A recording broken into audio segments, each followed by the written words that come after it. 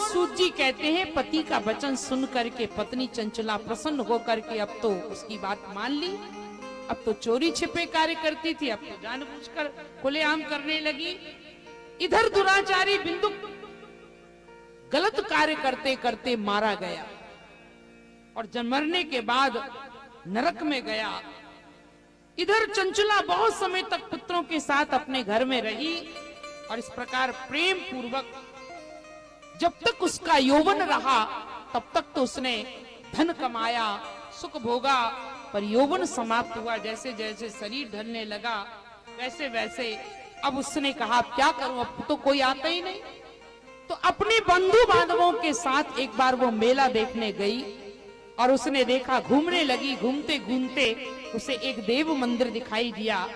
ब्राह्मण के मुख से उसने शिव महापुराण की पावन पवित्र कथा को सुना और उस कथा को सुनने से कथावाचक जो ब्राह्मण थे वो कह रहे थे कि जो स्त्री पर पुरुष के साथ व्यभिचार करती है वो मरने के बाद यमलोक में जाती है,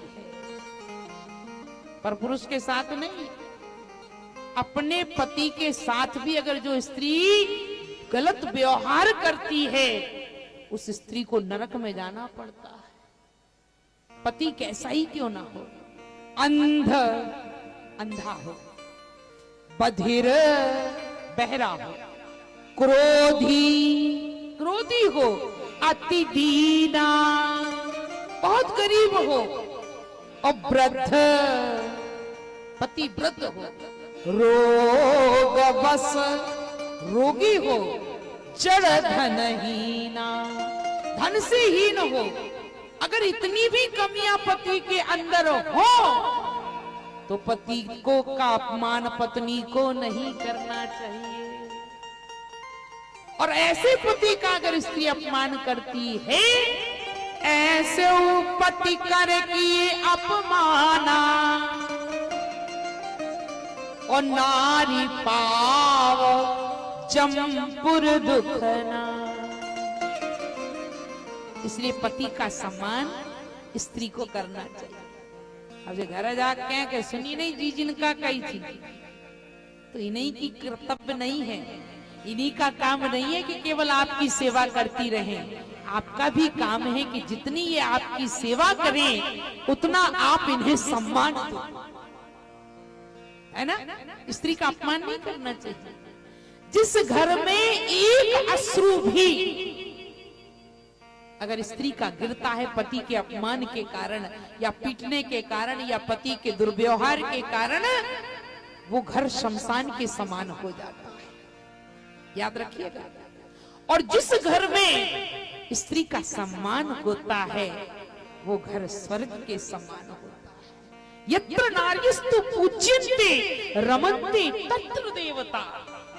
देवता कहाँ निवास करते हैं? जहां पर स्त्री का सम्मान होता है। यानी स्त्री मत समझो ये साधारण नहीं है, ये सब देवियां हैं। सीता देवी, गीता देवी, गायत्री देवी। बताओ आपके नाम के आगे देवता लिखते हो? राधे श्याम देवता लिखते हो कोई अपना नाम? इनका सम्मान करो, ये आपका करें और आप इनका करो। चंचला ने बहुत गलत कार्य किया, पति का अपमान रहते हुए भी। जब जाकर के उसे देखा तो घोर नरक में गई। उसने पौराणिक कथा ब्राह्मण के मुख से सुनी।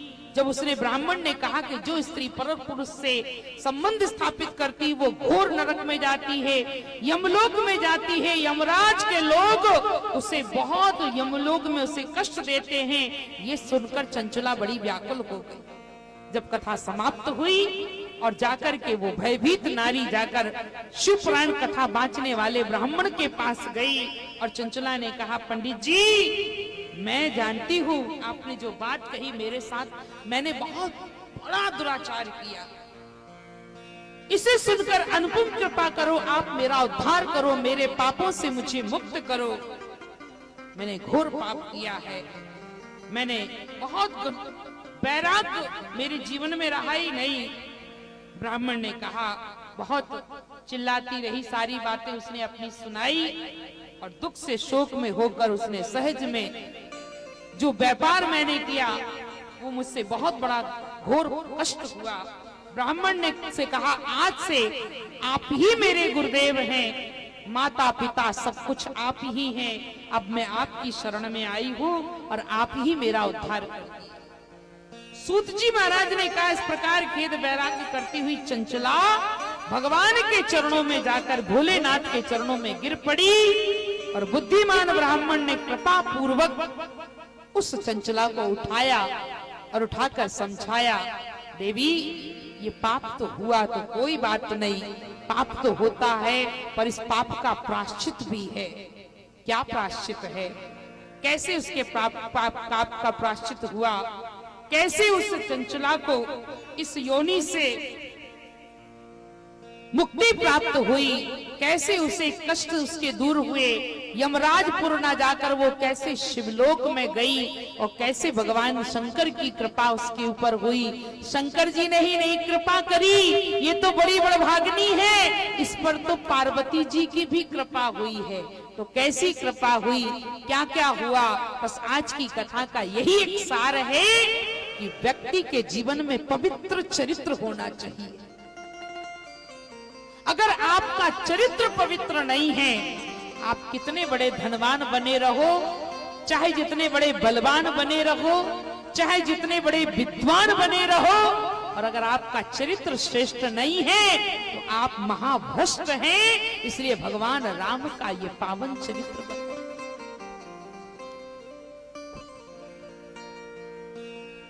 अगर आपका धन चला गया तो कुछ भी नहीं गया, और अगर आपका स्वास्थ्य चला गया, when इंग्लिश में कहावत है, when health is wealth, है ना, when health is gone तो something is gone। अगर आपका स्वास्थ्य गया तो ज्यादा नहीं गया, कुछ कुछ गया, परंतु when character is lost तो everything is lost। अगर आपका चरित्र भ्रष्ट हो गया तो सब कुछ चला गया, धन भी चला गया, शरीर भी चला गया। अरे चरित्र हो तो मेरे प्रभु श्री राम की तरह। जेहि सपने ऊपर नारी नहेरी, जो स्वप्न में पराई स्त्री को नहीं देखते। जब मेघनाथ मर गया तो मेघनाथ की पत्नी सुलोचना रावण के पास गई और सुलोचना ने कहा कि भैया, कहा कि पिताजी, मैं अपने पति का शीश लेकर सती होना चाहती हूं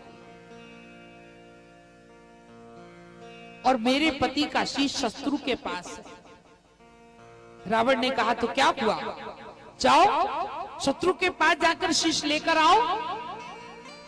सभा में बैठे लोगों ने कहा, जाको प्रभु दारुण दुख देई, ताकि मति पहले ही हर ले। ये क्या कर रहे हो? अपनी पुत्र वधू को वहां भेज रहे हो जहां आपकी भार्या को बंदी बनाकर रखा गया।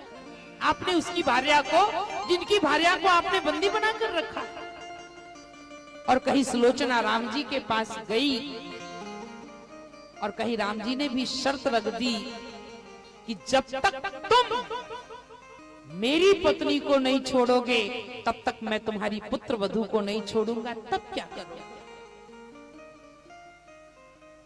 रावण ने चिल्लाया, चिल्लाया और जोर से कहा, नहीं नहीं, ऐसा नीच काम वो राम नहीं कर सकता है। तुम बंदी की बात कहते, वो मेरी पुत्र वधू पर दृष्टि उठाकर नहीं देखेगा। इतने विश्वास के साथ रावण क्यों कह रहा है? क्योंकि रावण ने राम जी के चरित्र का परीक्षण कर लिया। कुंभकर्ण ने कहा, तुम मायावी हो, कुछ भी कर सकते हो। जब सन्यासी बनकर सीता का हरण करके ला सकते हो, तो क्या नकली राम बनकर सीता की दृष्टि नहीं डलवा सकते हो? इतना सुनकर रावण हंसा जोर से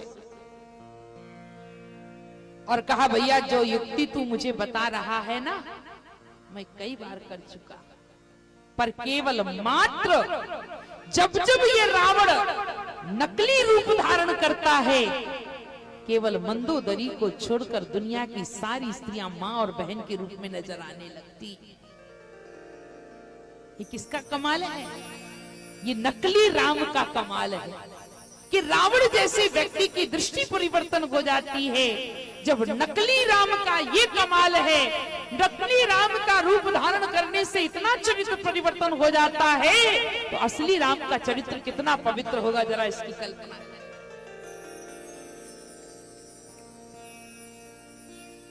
character is less, everything is less. चरित्रवान बनो, देखो पर तको मत। दृष्टि दी है देखने के लिए, तकने में दोष है, देखने में दोष नहीं। जितनी आपसे बड़ी हैं सब आपकी मां के समान, जितनी आपकी बराबरी की हैं सब आपकी बहन के समान, और जितनी आपसे छोटी हैं सब आपकी बेटी के समान। ये पुरुष की दृष्टि होगी। और माताओं, आपकी जितने आपसे बड़े हैं सब आपके पिता हैं, और जितनी आपकी बराबरी के हैं सब आपके भाई के समान हैं, और जितने आपसे छोटे हैं सब आपके बेटे के समान हैं। ऐसी दृष्टि हर स्त्री की हो जाना चाहिए, तो चरित्र पतन जीवन में नहीं हो सकता।